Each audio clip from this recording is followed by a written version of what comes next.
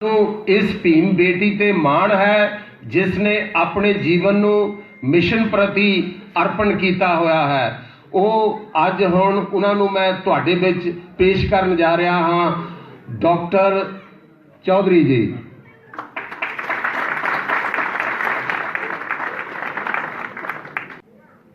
नत्थि में शरणं अयं बुद्धो धम्मो संघो में शरणं वरम एतेन सच वज्जेन होतु ते में जय मंगलम। अर्थात बुद्ध धम्म और संघ के अलावा मेरी दूसरी कोई शरण नहीं है।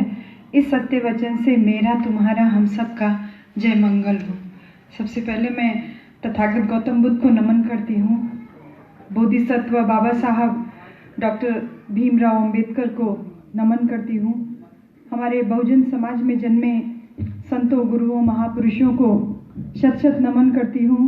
आदरणीय भिक्खु संघ को सादर बंदामी और मंच पे बैठे और सामने बैठे सभी उपासक उपासिकाओं और सारे अतिथियों को मैं एक लाइन से संबोधित करूँगी।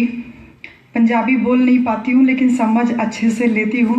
थोड़ी थोड़ी पंजाबी में आपको मैं जो है आपको अभिवादन करूँगी कि गुड मॉर्निंग बोला नू सुबह दी पहचान होंदी है, हाँ। गुड इवनिंग बोला नू शाम दी पहचान होंदी है। कुछ लोग राम राम बोलते हैं तो राम नू पहचान, भगवान नू पहचान होंदी है। कुछ लोग वालेकुम अस्सलाम बोलते हैं तो शायद अल्लाह दी पहचान होंदी है। पर असी सारे बोलते हैं कि नमो बुद्धाय जय भीम बोलने से इंसान नू इंसान की पहचान होंदी है। आप सभी लोग को जय भीम, नमो बुद्धाय। थोड़ा थोड़ा पंजाबी अभी मैंने सीखा हमारे गुरदयाल जी की वाइफ से, थोड़ा सा कोशिश किया। हम सारे लोगों के लिए आज बहुत खुशी का अवसर है। It's a matter of end of course an occasion of great pleasure for us कि हम सारे लोग यहाँ पर आज बाबा साहब की जयंती के लिए इकट्ठे हुए हैं। हिंदी आप सब समझते हैं अच्छे से, अगर नहीं तो मैं अंग्रेज़ी भी बोल सकती हूँ, इसलिए कोई दिक्कत नहीं है ना। तो ठीक है, फिर हम सब लोग इकट्ठा हुए हैं लेकिन हम सारे लोग भारत के हैं। भारत की उस धरती से हम सारे लोग आज यहाँ इंग्लैंड में हैं जिस धरती पे हमारे तथागत बुद्ध ने जन्म लिया, जिस धरती पे हमारे बाबा साहब ने जन्म लिया। तो हमारे लिए तो ये डबल ट्रिपल बहुत गौरव का विषय है कि हम सब लोग यहाँ आज बाबा साहब की जन्मदिन उस धरती पे मना रहे हैं जिस धरती पे आज हमारे जो MP साहब इस इंग्लैंड की धरती पे आए हुए हैं, जिस धरती ने हमारे बाबा साहब को अवसर दिया, जो हमारे हक के लिए, अधिकार के लिए लंदन में 2 गोलमेज सम्मेलन में बाबा साहब ने बहुत ज़ोरदार तरीके से हमारा जो अधिकार की लड़ाई लड़ी। बहुत धन्यवाद है आपको। We are thanking you sir because it is the land where our Baba Saheb got an opportunity to fight for our rights during the 2 round table conferences in London during 1930, 31 and 32। So आप सब लोगों को, हम सब लोगों को बहुत गौरव का ये विषय है। दूसरी बात ये कि भारतवर्ष के अलावा हम जहाँ से आए हैं, जिस जगह से मैं आई हूँ, वो जगह तो तथागत बुद्ध की धरती है, जहाँ तथागत बुद्ध ने अपना पहला प्रीचिंग दिया था, अपना पहला जो है संदेश दिया था बनारस की धरती को, जिसको हमारे जो संत रविदास के फॉलोअर्स हैं, हमारे संत गुरु संत शिरोमणि गुरु रविदास के नाम पे, जिस धरती का नाम बेगमपुरा भी रख दिया गया है, जहाँ पे हमारे कबीरदास का जन्म हुआ था, संत गुरु रविदास का जन्म हुआ था, उस वाराणसी की धरती से हम सब यहाँ पर आए हैं। और सबसे बड़ी बात है, उस उत्तर प्रदेश से हम आपके बीच में यहाँ पर आए हैं, जिस उत्तर प्रदेश को हमारे मान्यवर कांशीराम साहब ने अपनी कर्म स्थली बना के उस ब्राह्मणवादी संस्कृति के ऊपर 1 बार 2 बार 3 बार नहीं बल्कि 4 बार शासक कौम बना करके, अपना मुख्यमंत्री बना करके उनकी छाती पे मूंग डली थी। तो हम उस धरती से आए हैं जो हमारे लिए बहुत गर्व का विषय है। लेकिन मैं आप लोगों को बता दूं कि मैं एज अ इंदू चौधरी आपके बीच में नहीं आई हूँ। हम शायद जो काम कर रहे हैं अपने लोगों के बीच में, अपने समाज के बीच में, उच्च समाज में, जैसे आजमगढ़, भदोही, मऊ, इन सारे एरियाज में हमने जो ज़्यादा काम किया है, आज उसी काम का ये परिणाम है कि गुरदयाल जी से हमारी बात हुई, चाहल जी से बात हुई, आप सब लोगों के बीच में आने का अवसर प्राप्त हुआ। हमारे गुरप्रीत वसी जी जो लंदन से आए हुए हैं, आप सब लोगों ने संपर्क किया। तो तो मैं यहाँ पे एज इंदु चौधरी रिप्रेजेंट नहीं कर रही हूँ। मैं पूरे उत्तर प्रदेश और पूरे भारतवर्ष में आपकी बेटी, आपकी बहन के रूप में आज यहाँ उपस्थित हुई हूँ। मुझे बहुत खुशी हो रही है इन सारी बातों को आप लोगों से शेयर करते हुए। पे बैक टू सोसाइटी की हमारे चाहल भाई, इतने अच्छे से आपने बात रखी। बहुत तो नहीं समझ में आ रही थी, लेकिन हाँ, पे बैक टू सोसाइटी की बात जो थी वो यहीं पे लागू होती है कि हमने बाबा साहब को क्या दिया। बाबा साहब ने एक एक जो है कुर्बानी देते चले गए। मैंने एक दिन हिसाब लगाया अपनी सैलरी का कि मैं कितनी तनख्वाह पाती हूँ। 5% बोला था बाबा साहब ने अपने समाज को देना। हमने हिसाब लगाया, मुझे 60,000 रुपये सैलरी मिलती है। 60,000 में से 5% हिसाब लगाया तो कितना हो गया भैया? 6×5 = 3,000 रुपये। मैंने 3,000 रुपये सोचा कि क्या मैं 3,000 रुपये में बाबा साहब ने जो 5% बताया था, क्या उस 3,000 रुपये से मैं बाबा साहब के 4 बच्चों की मौत का कर्ज उतार सकती हूँ? बताइए, क्या आपने उस 3,000 से मैं बाबा साहब की पत्नी माता रमाबाई की कुर्बानी को मैं अदा कर सकती हूँ? क्या आपने 3,000 रुपये से बाबा साहब ने जो हमारे लिए किया, क्या मैं उसको उतार सकती हूँ? मुझे समझ में आया कि नहीं। हिसाब लगाया मैंने, मुझे समझ में आया कि नहीं, मैं ये नहीं कर सकती हूँ। तो मुझे लगा तो मुझे करना क्या है। तब मैंने कहा कि मुझे अपने समाज के बीच में निकलना है। जो बात मुझे समझ में आई ये मुझे अपने लोगों को बताना है। और तब से हम लोग गांव-गांव में जा जा करके अपने लोगों को अपने बाबा साहब के इन सारे अधिकारों के बारे में बताते हैं, बाबा साहब की कुर्बानियों के बारे में बताते हैं। और सबसे बड़ी बात यह है कि जो 3,000 रुपये मैंने हिसाब लगाया, जो बाबा साहब ने कहा था अपने समाज पे खर्चा करना, उस पैसे को मैं केवल अपने ऊपर खर्चा करती हूँ और अपनी सैलरी का बाकी हिस्सा केवल और केवल समाज का ही है। क्योंकि वो पैसा मेरा कमाया हुआ नहीं, वो मेरा कमाया नहीं हुआ, वो मेरे बाबा का कर्ज है मेरे ऊपर, जिनकी वजह से आज मुझे इतना सम्मानपूर्वक जीने को मिला। एक दिन की मैं आपको बात बताऊं, स्कूल में बाबा साहब पढ़ने के लिए गए तो क्लास में एक दिन टीचर ने पूछा, बाबा साहब को वैसे तो कक्षा में बैठने को नहीं मिला था, बाहर बैठते थे जहां बच्चे जूता चप्पल उतारते थे। एक दिन स्कूल में टीचर ने पूछा कि ऐसी कौन सी चीज है जिसको हम देख तो सकते हैं पर हम छू नहीं सकते। एक बच्चा खड़ा हुआ बोला कि सूरज, उसको हम देख सकते हैं छू नहीं सकते। एक बच्चा खड़ा हुआ बोलता है चांद, उसको हम देख सकते हैं छू भी नहीं सकते। पीछे सबसे कोने में बैठा था हमारा बाबा साहेब, जहाँ पे बच्चे जूता चप्पल उतारे थे वहां बैठा था। बाबा साहब ने भी अपना हाथ खड़ा किया हुआ था। टीचर ने उसे बोला, हाँ भीम तू बता। तो बाबा साहब ने उठ के खड़े हुए और बोले कि टीचर साहब, टीचर जी, वो जो घड़ा रखा हुआ है ना जिसमें पानी है, उस पानी को मैं देख तो सकता हूँ लेकिन उस पानी को मैं छू नहीं सकता। ये बात मैं आपको इसलिए बता रही हूँ कि जब मैं यहाँ पे बैठती हूँ, किसी भी मीटिंग में बैठती हूँ, जब ये 20-20 रुपए लीटर वाली आके बिस्लेरी हमारे पास रखती है, तो मुझे बाबा साहब की वही बात समझ में आती है कि उस पानी के घड़े को मैं देख तो सकता हूँ लेकिन मैं छू नहीं सकता। बाबा साहब स्कूल में प्यासे रह जाते थे क्योंकि चपरासी टोटी खोलता था, तभी बाबा साहब पानी पी सकते थे, नहीं तो प्यासे रह जाते थे दिन भर। एक दिन की ऐसे ही बात है, 6 साल के थे बाबा साहब, स्कूल पढ़ने के लिए गए। प्यास लगी बहुत तेज और संजोग ऐसा था कि चपरासी छुट्टी गया हुआ था। अपने साथ के लड़कों से बाबा साहब कहते हैं, भैया थोड़ा टोटी खोल दो, थोड़ा पानी पी ले, बहुत तेज प्यास लगी है। भारत में वैसे भी बहुत गर्मी पड़ती है। साथ के लड़कों ने उनको झिड़क दिया, को नहीं मार दी, बोले तू अछूत है, तू महार है, तुझको पानी पिलाएंगे तो पानी गंदा हो जाएगा।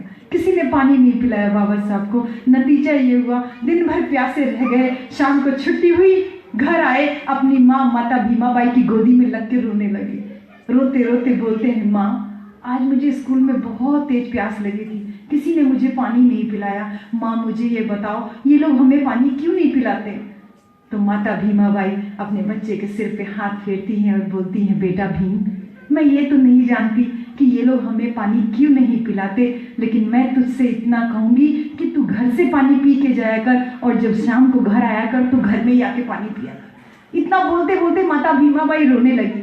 तो गोदी में बैठे थे बाबा साहब, जब माता भीमाबाई के आंसू बाबा साहब के गाल पे पड़े तो उठ के ऐसे देखे, अरे मेरी माँ रो रही है। अपने छोटे छोटे हाथों से अपनी माँ का ऐसे आंसू पोंछे और बोले, माँ तू चुप हो जा, आज तू चुप हो जा, जब मैं बड़ा हो जाऊंगा तो सबसे पहले अपने समाज के लोगों को यही पीने के पानी का अधिकार दिलाऊंगा।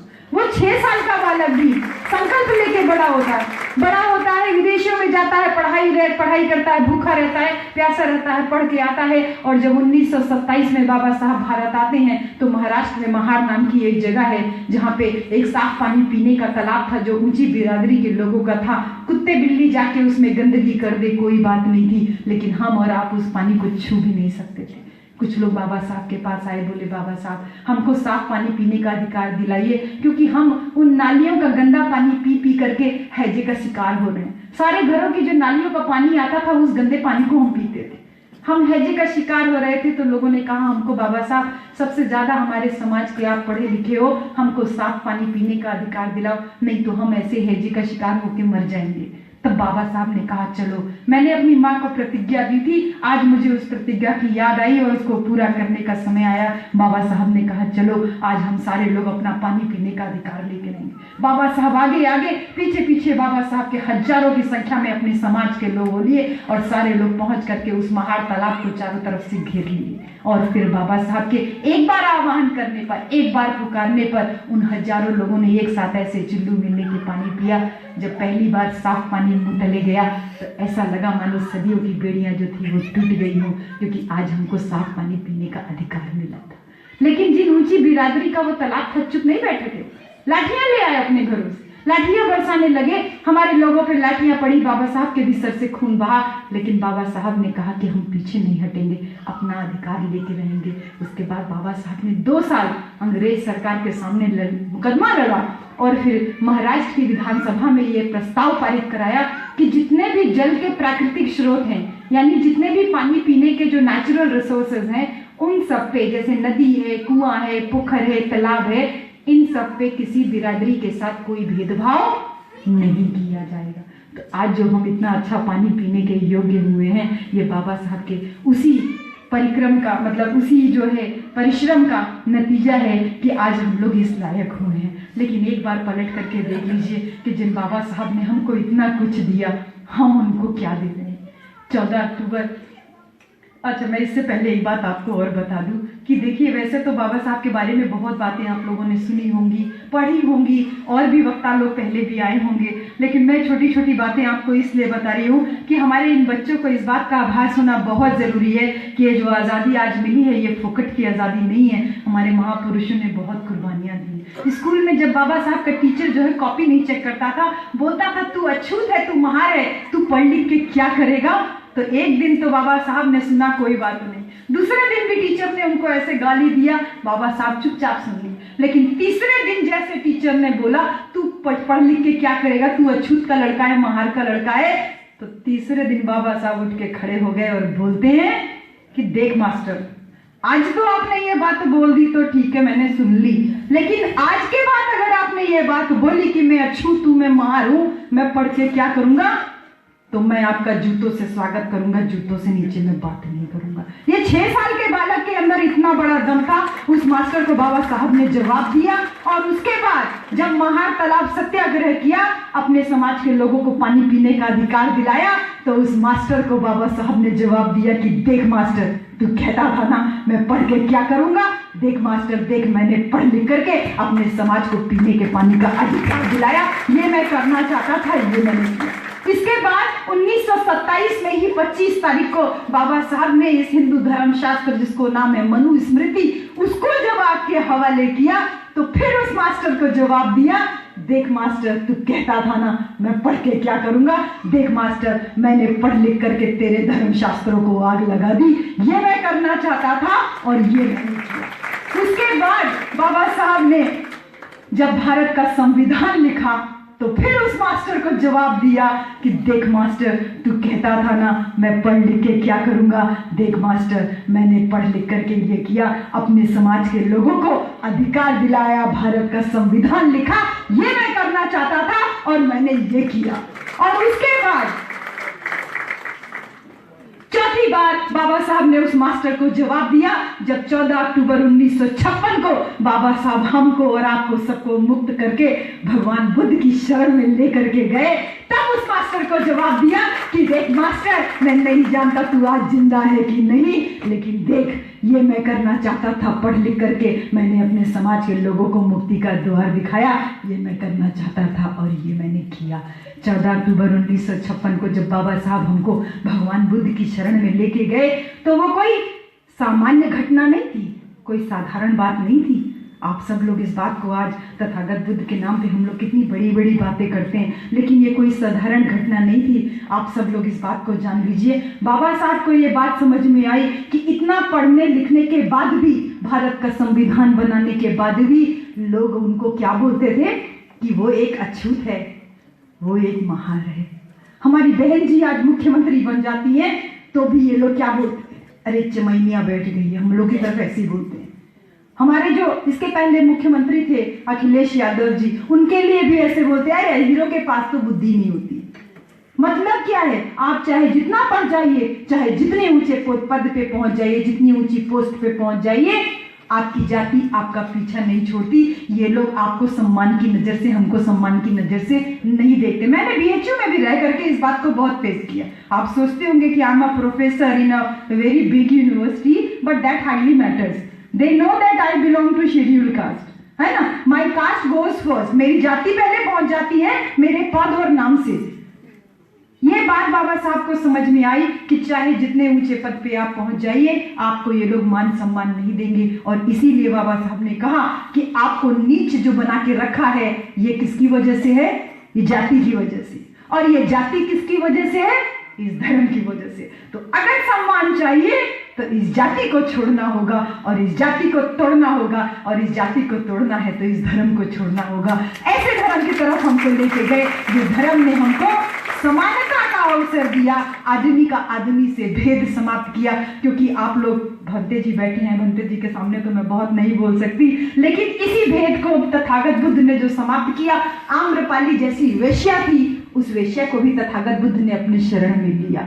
सुपत्ता नाम का एक व्यक्ति था जो कुत्ते का मांस खाता था, उसको भी भगवान बुद्ध ने अपनी शरण में लिया। उपाली नाई था, बहुत सारे ऐसे ऐसे जो है, सुनीति भंगी था, उसको भी तथागत बुद्ध ने अपनी शरण में लिया। आदमी का आदमी से भेद समाप्त किया, उस शरण में हमको लेके गए। लेकिन मैं यहाँ पर एक बात बीच में रोकूंगी आप लोगों को कि बुद्ध की शरण में तो लेके गए, लेकिन बाबा साहब एक बात जानते थे कि हमारे राठी भाई तो बहुत अच्छा गा रहे थे कि मन कर रहा था डांस करने का। चले गए हैं, मुझे लगता है, या कहीं पीछे होंगे। जितनी बेहतरीन तरीके से हमारे राठी भाई जी ने गाना गाया, वैसे तो बाबा साहब का गीत था तो मन कर रहा था झूमने गाने का, लेकिन कोई और, है ना जी, हाँ जी, हाँ कर रहा था ना, आप सबका मन कर रहा था। लेकिन राठी जी की बात गानों पे गाइए तो फिर हमारे सम्मान की बात है।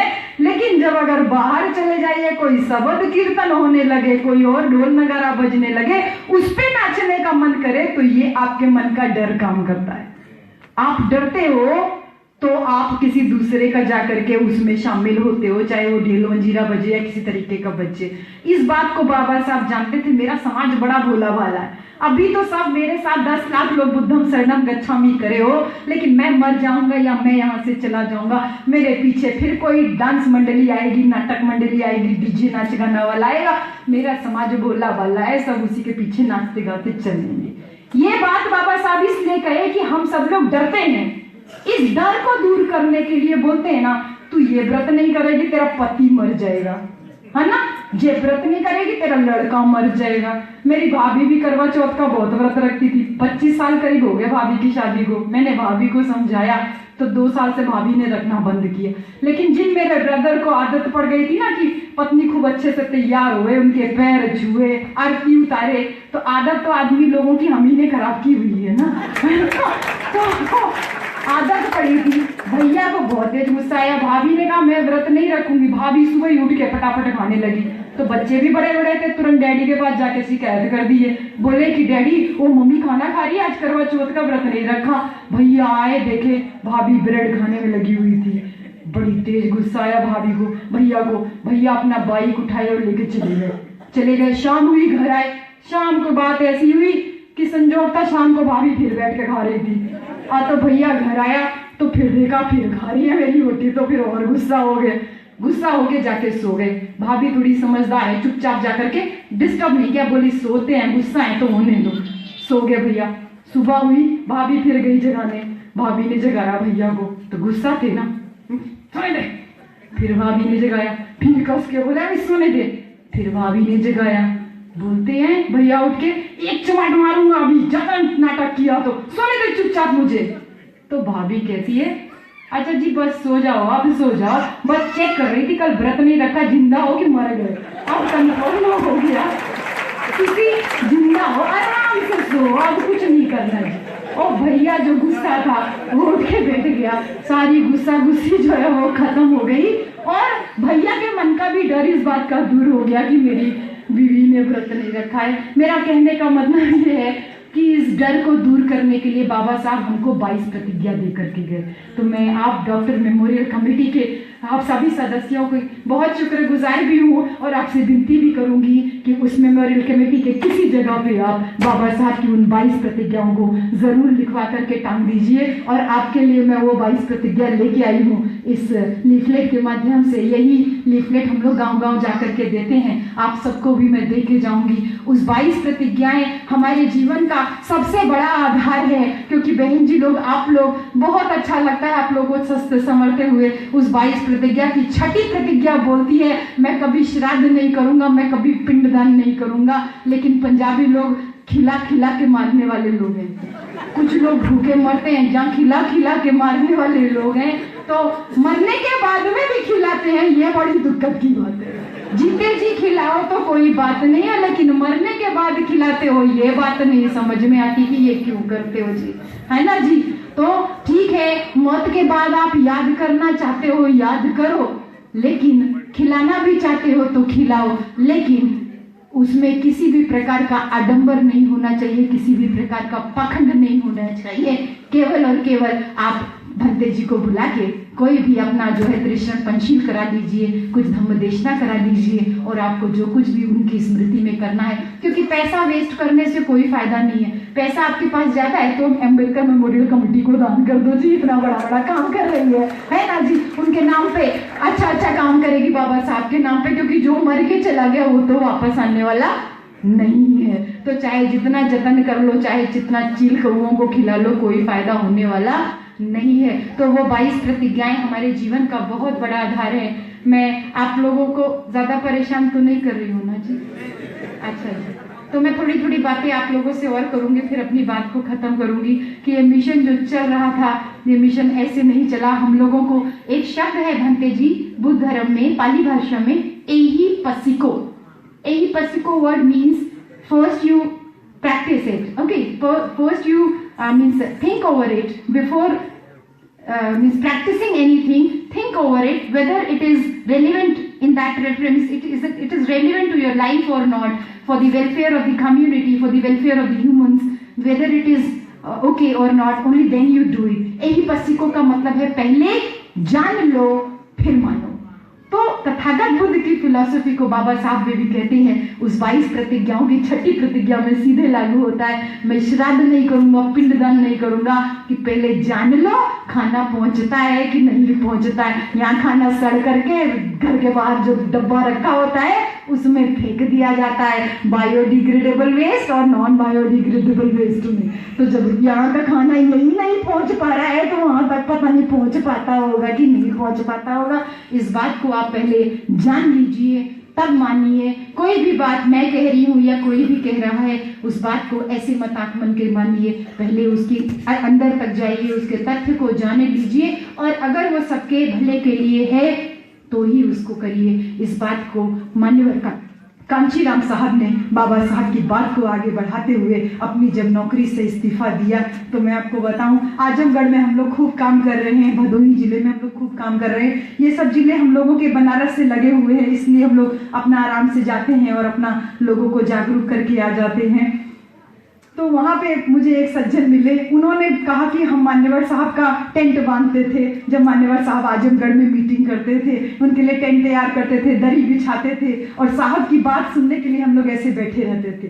तो जब हमारी पहली बार उत्तर प्रदेश में गवर्नमेंट बनी थी, सरकार बनी थी, उसके बाद की बात है कि लखनऊ के बेगम हजरत महल पार्क की आंखों देखी बात है ये। बहुत लोग, आप लोगों में से भी उन लोगों ने उस समय उस इवेंट का हिस्सा रहे होंगे कि साहब कांचीराम, जो पंजाब की औरतें हैं वो खाना बहुत अच्छा बनाती हैं। मान्यवर साहब भी पंजाब के थे, तो औरतें बहुत सपोर्ट करती थी मान्यवर साहब को, तो खूब बड़ी बड़ी रोटियां बनाती थी और यही उड़द वाली दाल। तो दाल और रोटी ही हमारे कार्यकर्ताओं के लिए सीधे सीधे उपलब्ध रहता था। तो वो जो है रोटी और दाल बनी हुई थी तो लोग अपना प्लेट में जो है दाल डाल लेते थे और अपना रोटी ले लेते थे। अब क्योंकि पंजाबी लोग रोटी बड़ी बड़ी बनाते हैं ना, तो किनारे वाली रोटी कई बार जल जाती है, कई बार कच्ची रह जाती है तो सूख जाती है। तो आदमी लोग क्या करते हैं, आपको रोटी बनाना तो आता नहीं लेकिन खाना बर्बाद करना बहुत आता है जी, है ना जी। तो आपने क्या किया, अच्छी अच्छी रोटी बीच वाली तो खा ली, किनारे वाली रोटी जो है आपने तोड़ करके जो है फेंकने लगे। तो वो फेंकने लगे जब, तो मान्यवर साहब देख रहे थे और साहब प्लेट उठाया और जितनी रोटियां जो नीचे तोड़ के फेंकी हुई थी उन रोटियों को उठा करके अपनी प्लेट में रखा और डाल लिए और चुपचाप उनको खाने लगे। तो लोग जो साहब के आसपास थे वो लोग आए, बोले साहब ये आप क्या कर रहे हैं? बोले कि तुम लोगों ने रोटियां फेंक दी थी। बोले वो कच्ची थी या जली हुई थी। बोले आज मेरा समाज इतना तरक्की कर गया है, इतना आगे बढ़ गया है कि उसको रोटी जो है भूल गया कि रोटी नहीं मिलती थी, आज रोटी मिल रही है तो वो कच्ची और जो है जली हुई रोटी देख रहा है, इसलिए मैं खा रहा हूँ क्योंकि मुझे अपना आभास है, अपना इतिहास में नहीं भूला। साहब खाने लगे तो देखते देखते सारे लोगों ने फटाफट रोटियां उठाई, अपने प्लेट में रख करके उन सारे लोगों ने वो रोटियां खाई। ऐसे साहब मिशन ले करके चले। साहब को कोट नहीं होता था, कपड़ा नहीं पहनने के लिए मिलता था, नहीं मिलता था। साहब देखने में तो बड़े सुंदर से थे, गोरे चिट्टे। भाई गुरदयाल जी आप लोगों के जैसे, आप सारे पंजाबी लोग देखने में भी बहुत सुंदर सुंदर हो, तो आप लोगों की जैसी पर्सनालिटी थी मान्यवर साहब की। कोट की दुकान पे गए तो उसने सोचा कोई बड़ा आदमी है, कोट खरीदने आया है, तो वो उसने अच्छा अच्छा कोट दिखाया। साहब की जेब में केवल 5 रुपए थे। साहब ने पूछा कितने का है कोट? बोले 2500 रुपए का। बोले इतना पैसा तो हमारे पास नहीं है। बोले अरे आपके लिए कौन सी बड़ी बात है जी, आप ले लो जी। बोले नहीं मेरे पास इतना पैसा नहीं है। दुकानदार ने पूछा कितना है पैसा? बोले 5 रुपया है जी। बोले डांट लगा दी मान्यवर साहब की। बोले औकात नहीं है तेरी कोट खरीदने की तो तू दुकान में कैसे आया? साहब ने कहा कि इतने पैसे में कहाँ कोट बन जाएगा। बोले कि जाके मुर्दा घाट से कोट ले ले। साहब को बिल्कुल बुरा नहीं लगा, बिल्कुल बुरा नहीं लगा भाई। चुपचाप आए, चले गए शमशान घाट पे जहाँ मुर्दों लोगों के कपड़े रखे हुए थे, उसमें से एक कोट उठाया, साहब ने पहना और उनको फिटिंग आ रहा था। पूछे भैया कितने का है? बोले 5 रुपए का। फट से निकाल के दे दिए 5 रुपए। वो कोट पहने और कोट पहन करके देखिए साहब कांशीराम ने कितना बड़ा मिशन खड़ा किया कि हम सारे लोग आज जो बाबा साहब की जयंती मना रहे हैं केवल और केवल साहब कांशीराम के दिन है।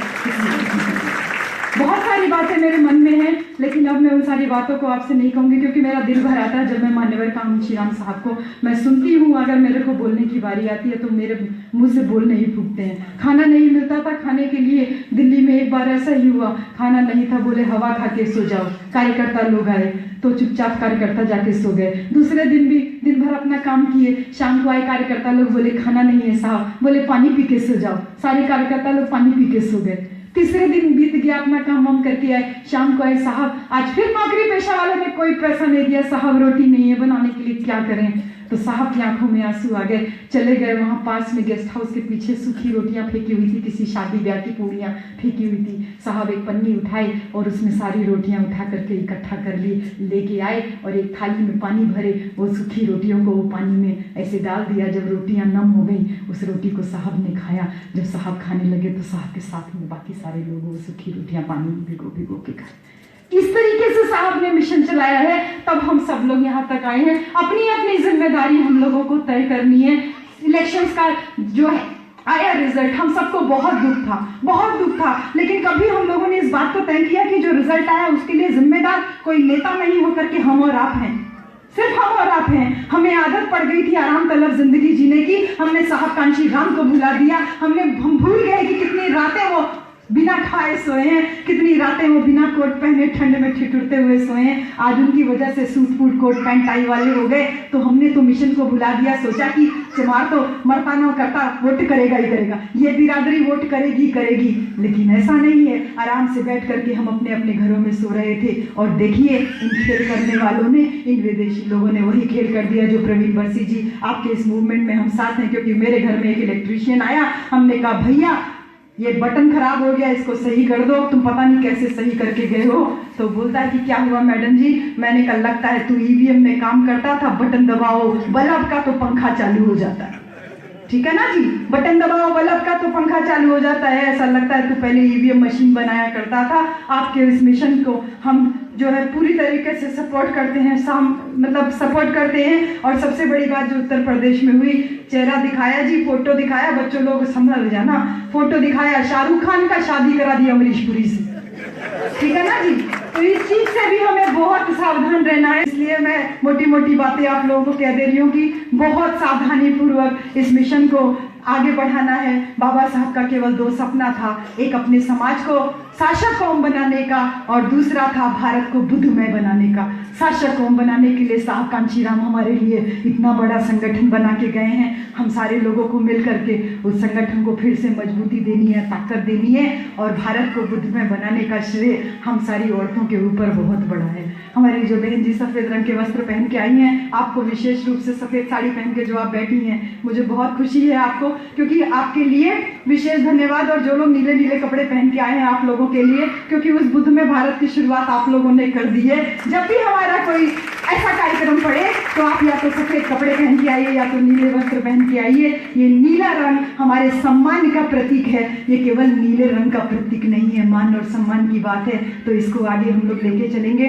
कि ये लोग देखिए, हमको जो थोड़ा बहुत हक अधिकार मिला, लंदन में गोलमेज सम्मेलन की बात थोड़ी सी रह गई, क्योंकि हमारा जो आधार है यहाँ तक पहुँचने का वो आरक्षण है। हम यहाँ तक आरक्षण की बदौलत पहुँच पाए हैं और ये आरक्षण बाबा साहब यहीं लंदन में 2 गोलमेज सम्मेलन में हमारे लिए लड़ाई करके लेके गए थे। बाबा साहब 2 वोटों का अधिकार देना चाहते थे, लेकिन गांधी और कंपनी ने बाबा साहब से वो अधिकार छीन करके हमको बदले में आरक्षण दिया। आज जो कुछ तरक्की हमारा समाज कर पाया है, इसी आरक्षण की वजह से नौकरी वगैरह पा सके हैं, हम आरक्षण की वजह से राजनीति में पहुंच पाए हैं। लेकिन ये सारी मनुवादी सरकारें मिलकर के अब आरक्षण खत्म कर रही है। जो बीमारी भारतवर्ष की थी वो यहाँ तक आ गई कि आप एनआरआईज में भी दलित एनआरआईज जो होने लगे हो, समय बहुत कम रह गया है। हम सब लोगों को इकट्ठा होकर के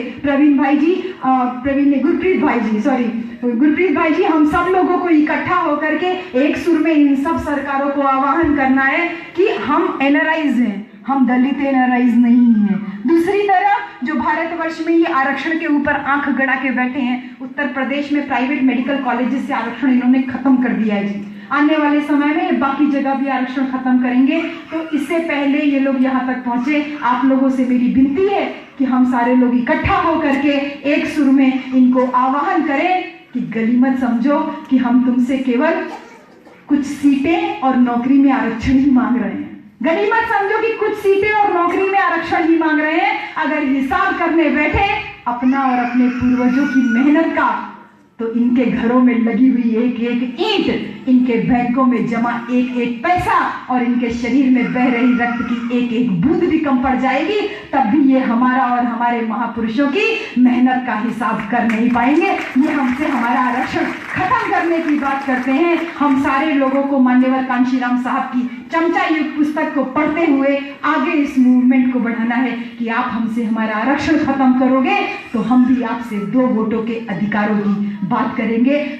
हमें घर से बाहर निकलना है। मान्यवर कांशीराम साहब ने कहा था ना, निकलो बाहर मकानों से, जंग लड़ो बेईमानों से। अब इन बेईमानों से जंग लड़ने का समय आ गया भैया। जिस समय ये समझ लीजिए कि ये कोट पैंट बहुत दिन सलामत नहीं रहेगा अगर आपको दलित एनआरआई बोला जा रहा है तो निश्चित मान लीजिए जो आग वहां पे लगी है वो आग बहुत जल्दी, आप सारी बहन जी लोग, आप लोगों से भी अनुरोध है कि बहुत जल्दी वो आंच यहाँ तक आने वाली है।